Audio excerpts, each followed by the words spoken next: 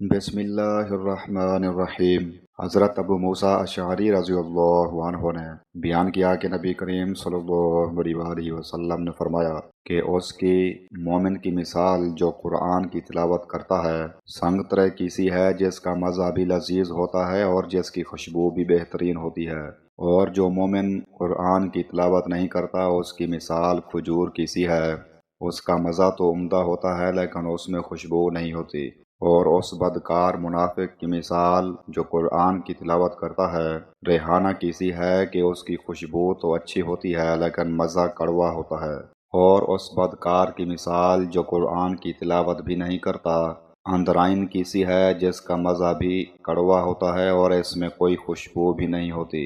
صحیح بخاری حدیث نمبر 5020۔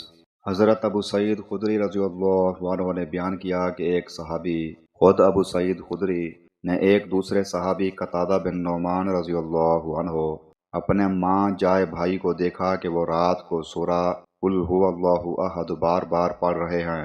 صبح ہوئی تو وہ صحابی ابو سعید رضی اللہ عنہ رسول اللہ صلی اللہ علیہ وسلم کی خدمت میں حاضر ہوئے اور حضرت صلی اللہ علیہ وسلم سے اس کا ذکر کیا، گویا انہوں نے سمجھا کہ اس میں کوئی بڑا ثواب نہ ہوگا۔ حضرت صلی اللہ علیہ وسلم نے فرمایا کہ اس ذات کی قسم جس کے ہاتھ میں میری جان ہے، یہ سورت قرآن مجید کے 1/3 حصے کے برابر ہے۔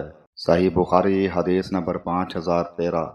عبداللہ بن دینار نے بیان کیا، کہا کہ میں نے حضرت عبداللہ بن عمر رضی اللہ عنہما سے سنا کہ نبی کریم صلی اللہ علیہ وسلم نے فرمایا، مسلمانوں، گزری امتوں کی عمروں کے مقابلے میں تمہاری عمر ایسی ہے جیسے عصر سے سورج ڈوبنے تک کا وقت ہوتا ہے، اور تمہاری اور یہود و نصارہ کی مثال ایسی ہے کہ کسی شخص نے کچھ مزدور کام پر لگائے اور ان سے کہا کہ ایک قرات مزدوری پر میرا کام صبح سے دوپہر دن تک کون کرے گا؟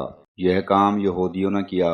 پھر اس نے کہا کہ اب میرا کام آدھے دن سے عصر تک ایک ہی قرات مزدوری پر کون کرے گا؟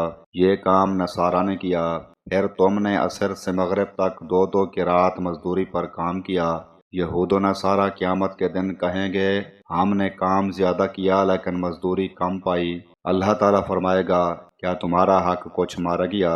وہ کہیں گے کہ نہیں۔ پھر اللہ تعالیٰ فرمائے گا کہ پھر یہ میرا فضل ہے، میں جسے چاہوں اور جتنا چاہوں عطا کروں۔ صحیح بخاری حدیث نمبر 5021۔